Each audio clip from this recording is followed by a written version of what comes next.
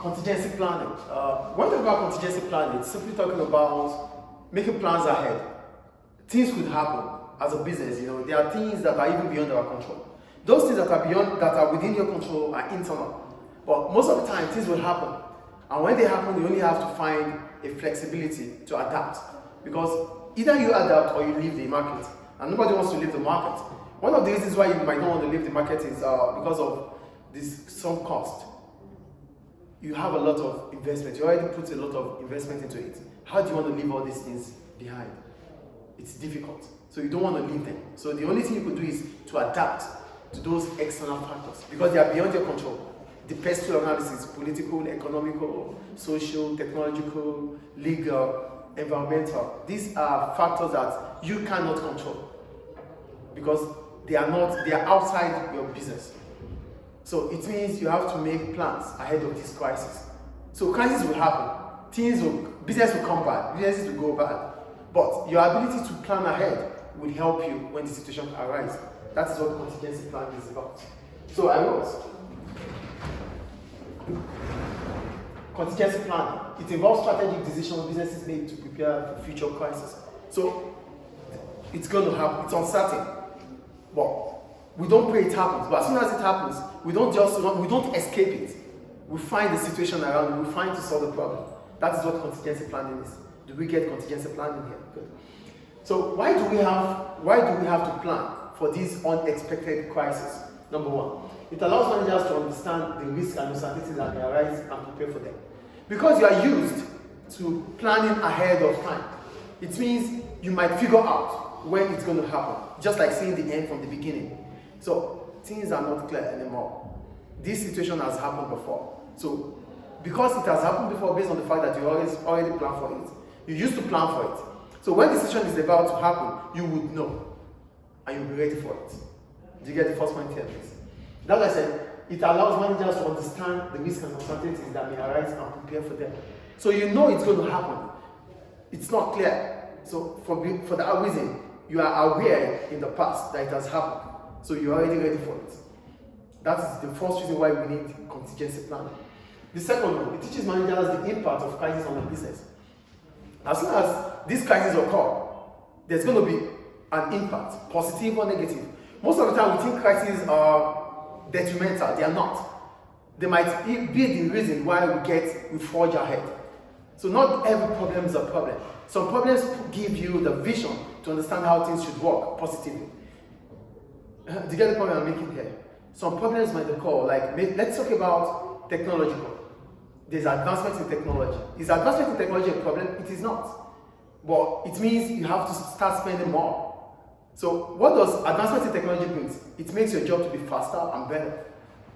So you just have to adapt by buying, investing in that technology. So technological advancement is never going to be a problem.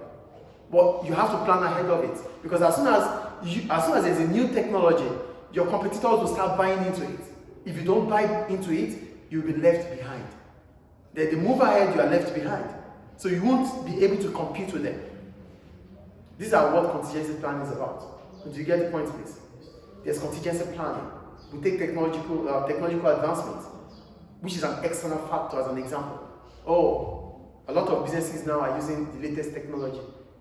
We cannot avoid it. We cannot afford it. We should afford it. We should be able to. Because if we can't, our competitors will, and they will steal our customers. So contingency planning allows you to understand the impact of those crises. Do you get the second point here, please? The third one, it allows managers to efficiently manage the crisis. So things have happened. So how are we going to manage that situation? With contingency planning, as soon as it happens, it's not going to be a shock anymore. I'm already aware and I'm prepared for it. Just like, let's say, an inspector comes into the class. Because I know what I do, so I don't have to start planning for that. I don't have to start changing my method of teaching. I'm prepared for it. So whatever happens, I'm always going to be available. Preparing ahead of it. Do you understand the point here? So the third one is about, it allows you to be able to manage the situation. Because you already have a plan. So whatever decision that comes in, you are able to manage it effectively. So these are the reasons why we need contingency planning. So how do we approach contingency planning? The first thing we need to do is to identify trends and issues. To identify trends, it means we have to check through events in the past. What has happened in the past? What is happening now? This is what we're talking about. So we use the PESTO analysis to do that. So the first thing you do is, when there's a problem, the first thing you look at is it political? Is it economical? Is it environmental? Is it technological? It is legal? Is it environmental? So it's going to be either of these things. So which one is it? You find out through the trends. That is the first way to approach crisis. Do you get the point or not? There are crises, things that have happened. How do you have to categorize the crisis? You have to categorize the problem. Which of it is it? Because as soon as you're able to categorize it, you would know the approach to it.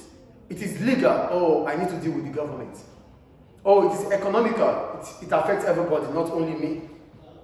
Oh, it's environmental. Oh, we need to deal with environmentalists.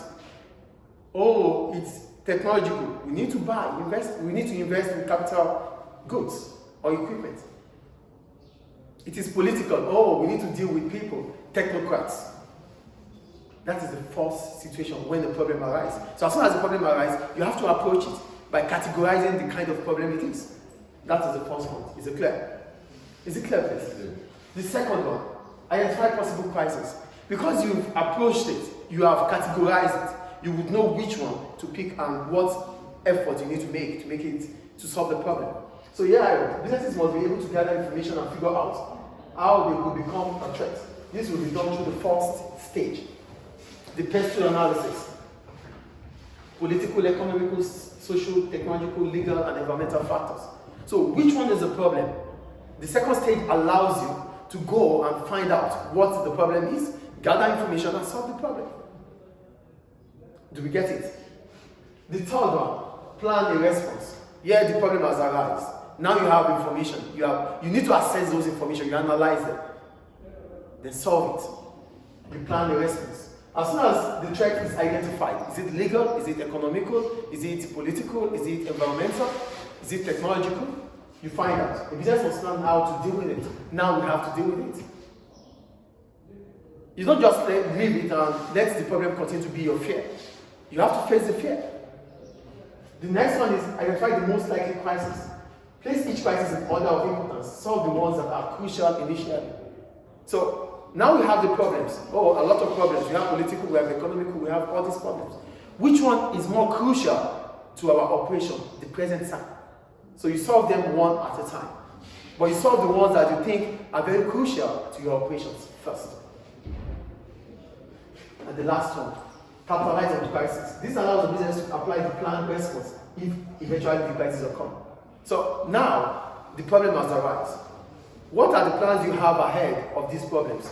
If it is political, we have Mr. A to solve it. If it is economical, we have Ms. B to solve it. If it is technological, we have department to solve it.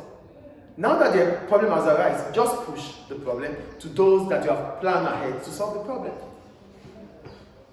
This is what contingency plan is about. It allows you to plan ahead of whatever crisis that will occur. So the problem would not become a thing that you won't be able to solve. It will not affect you the way it's going to affect you if you do not plan for it. Most of the time they tell you, if you fail to plan, you're planning to fail. Same goes to this. Do you have any question about it? Thank you.